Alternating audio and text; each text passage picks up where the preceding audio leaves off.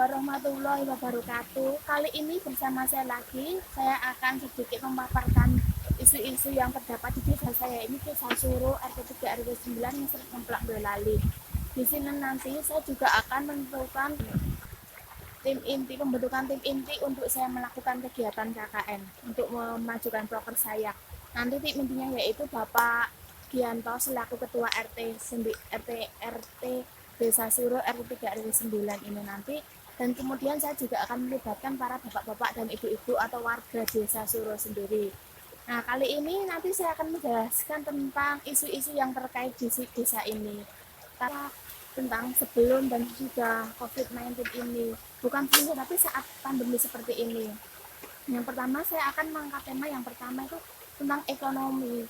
Nah, perekonomian di desa ini yang pertama itu ada beberapa warga ya yang bekerja kemudian di PHK sehingga ia tak mempunyai pekerjaan lagi. Kemudian ada para pedagang yang sengaja libur, memang libur karena COVID-19 ini, tapi membudidaya pohon bonsai. Kemudian ada yang ternak burung puyuh, ternak ayam, kemudian ada juga yang seorang penjahit seperti itu.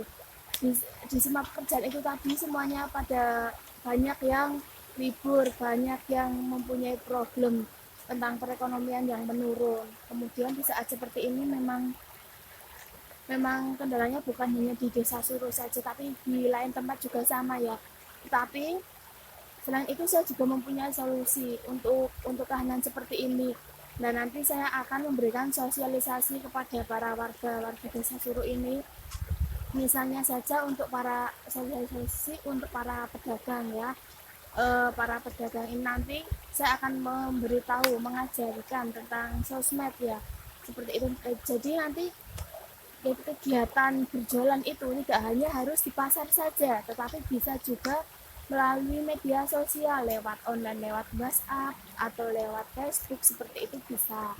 Nanti akan saya adakan sosialisasi seperti itu. Kemudian yang kedua saya akan mengangkat tema tentang kesehatan.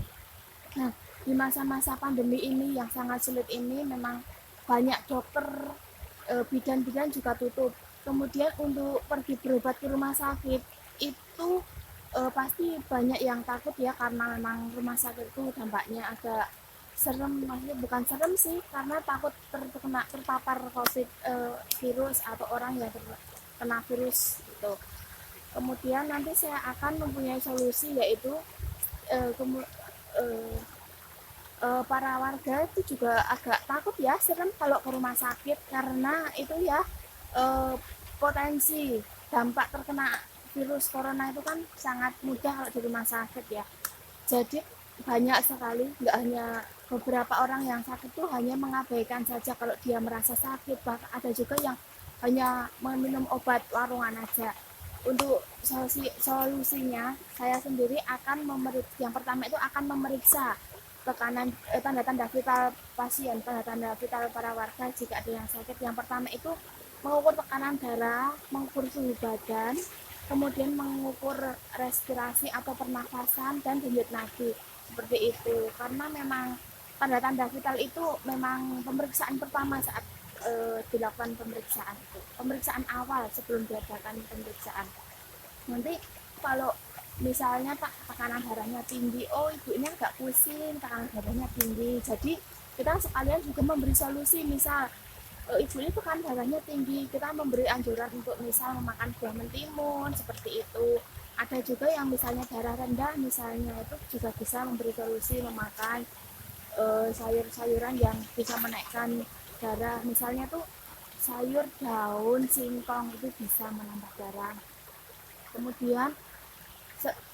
Kemudian juga bisa bersosialisasi, misal memberitahu tentang obat-obatan tradisional. Misal saya kan sakit emah gitu, saya tuh hampir dulu setiap hari itu saya mengonsumsi kunyit sama itu madu sama gula aren gitu ya. Itu bisa membantu juga, nanti bisa dijadikan untuk solusi seperti itu tentang kesehatan.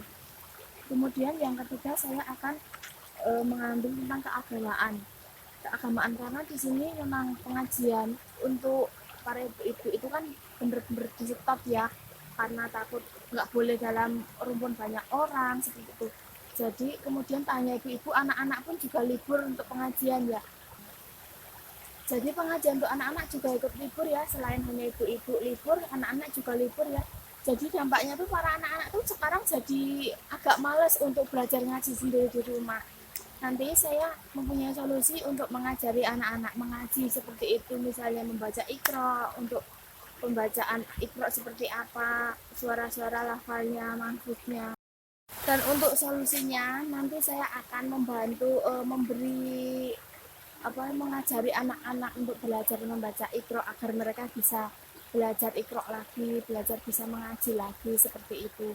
Cukup cukup sekian dari saya. Apabila saya ada salahnya, saya mohon maaf yang sebesar-besarnya. Wassalamualaikum warahmatullahi wabarakatuh.